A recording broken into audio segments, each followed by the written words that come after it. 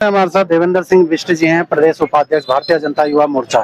Sir, आप लोगों की आज यहाँ से जो रैली निकली, तमाम संख्या में, इसमें हजारों की संख्या में युवा पहुंचे और गुस्सा था कांग्रेस के खिलाफ। सर, क्या कहेंगे इस विषय में? देखिए, मैं ये कहना चाहता हूँ कि जिस तरीके से छात्रों का शांतिपूर्वक धरना चल रहा था, लेकिन कुछ बहरूपीय उसमें दोबारा जो शक्तियां, जो देश विरोधी शक्तियां काम कर रही हैं, कुछ बहरूपीय उसमें घुस गए। और उन सब में से एक राहुल गांधी जी को भी मैं कहता हूं, क्योंकि राहुल गांधी की जब बात हो गई थी, क्योंकि वो विपक्ष के नेता हैं और उनकी बात हो गई थी, उनको समय भी दिया जा रहा था, लेकिन उन्होंने जब उनके परमिशन दी गई उसके बाद वहां से भाग खड़े हुए और तुरंत जाके धरने पे बैठ गए। एक विपक्ष के नेता को ये शोभा नहीं देता है और वो धरने पे बैठे और उसके बाद उन्होंने संसद के साथ जो संसद की गरिमा को जो गिराने का काम करा है, वो बहुत ही दुर्भाग्यपूर्ण है। और कानून व्यवस्था को देखिए, वो प्रधानमंत्री जी के आवास के बाहर पे धरना देने लग गए।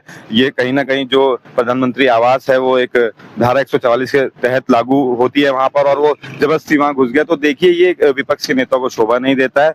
और देखिए, मैं पहले भी कह रहा हूँ, कुछ लोग देश विरोधी ताकतें हैं, वो इस भारत में नेपाल बनाने का कार्य जो कर रही हैं इस तरह की। इसीलिए हमने राहुल गांधी और कांग्रेस और जितने भी है इन सबका पुतला फूका और कांग्रेस की पुतले फूका। आप देखा कि भारी भीड़, यहाँ युवाओं की भीड़ थी, युवा मोर्चा की भीड़ थी, सभी लोग कांग्रेस भवन की खोज करने के लिए गए थे, लेकिन पुलिस द्वारा पुलिस की जो कार्रवाई थी उसके दौरान हमें रोका गया और हम शांतिपूर्वक हमने वहां पुतला फूका।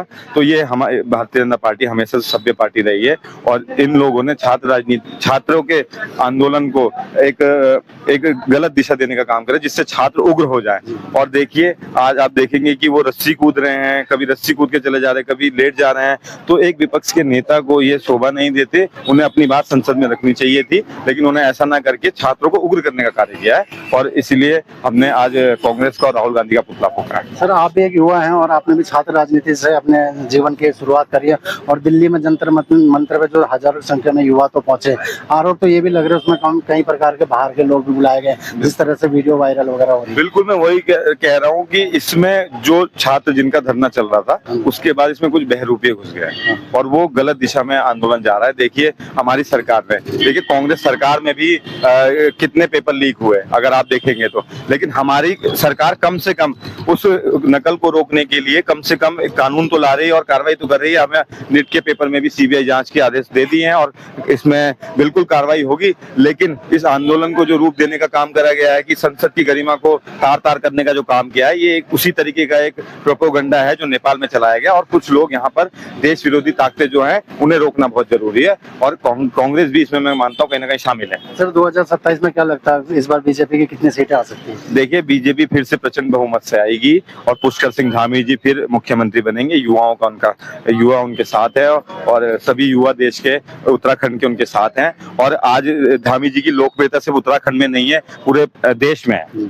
तो मुझे लगता है फिर से भारतीय जनता पार्टी की सरकार बनेगी और हमारा युवा मोर्चा का प्रत्येक मंडल का कार्यकर्ता, हमारे संगठनात्मक जो 19 जिले हैं, प्रत्येक मंडल में जाके, बूथ में जाके धामी जी को जिताने का काम करेगा और धामी जी के दोबारा मुख्यमंत्री बनेंगे। और भारतीय जनता पार्टी में आज धामी जी कई युवाओं को भी मौका दे रहे हैं जिनका कोई छात्र राजनीति में, मतलब जिनका कोई बैकग्राउंड ही नहीं था राजनीति में, ना उनका कोई गौरव, लेकिन आज हमारे बीच में से ही कई छात्र नेता रहे हैं, वो भी आज उत्तराखंड में सरकारों में दायित्व निभा रहे हैं। ये हमारी पार्टी में ही हो सकता है और ये भारतीय जनता पार्टी में हो सकता है और धामी जी की सरकार में हो सकता है। वरना हमारे साथ आप देख सकते हैं कुलदीप पंत जी हैं, महानगर अध्यक्ष है युवा मोर्चा के। कुलदीप पंत जी, आपका बहुत बहुत स्वागत है हमारे चैनल इंडिया टीवी 24 में। आज आप लोगों ने कांग्रेस भवन का जो घेराव करा, क्या कहना चाहेंगे इस विषय में? ये जो कांग्रेस भवन का हमने घेराव करा, ये जो कल राहुल गांधी जी द्वारा हमारे प्रधानमंत्री जी के आवास का जो घेराव किया गया, उसके विरोध में आज ये घेराव किया गया है। और क्या कहना चाहेंगे, आज कितने संख्या आप लोगों की रही यहाँ पे? आज हजारों की संख्या में मतलब यहाँ पे कार्यकर्ता उपस्थित थे, जिन्होंने शांतिपूर्ण तरीके से अपना विरोध आगे मतलब चौक तक जाकर अपना विरोध दर्ज करा। इसमें तमाम प्रकार के विधायक वगैरह भी आपके साथ हैं? इसमें संपूर्ण पार्टी के जितने भी वरिष्ठ पदाधिकारी थे, जनप्रतिनिधि थे, सभी लोग आज इस प्रदर्शन में शामिल थे। तो इस समय हमारे साथ सचिन नथानी जी, जिला उपाध्यक्ष युवा मोर्चा के। सचिन नथानी जी, आज आप भी पहुंचे, आपके तमाम कार्यकर्ता यहाँ पे पहुंचे, आप लोगों ने कांग्रेस पार्टी का जो घेराव आप लोगों ने करा कांग्रेस भवन का, क्या कहेंगे इस विषय में? इस विषय में मैं यही कहना चाहूंगा, जो हमारे राहुल गांधी जी हैं, जो इन्होंने ये हरकत की है। इतने सेंसिटिव एरिया में जो एक बहुत ही जो वैसा एरिया है उसमें जो इन्होंने किया उसी के लेके आज हम लोगों ने भी यहाँ पे एक युवा मोर्चा और हमारे जो भारतीय जनता पार्टी के लोग हैं हम लोगों ने भी यहाँ पे एक कूच किया। तो कितने की संख्या आप लोगों की रही यहाँ पे आज? हमारी संख्या कम से कम 1001 लोगों की थी। जी, धन्यवाद।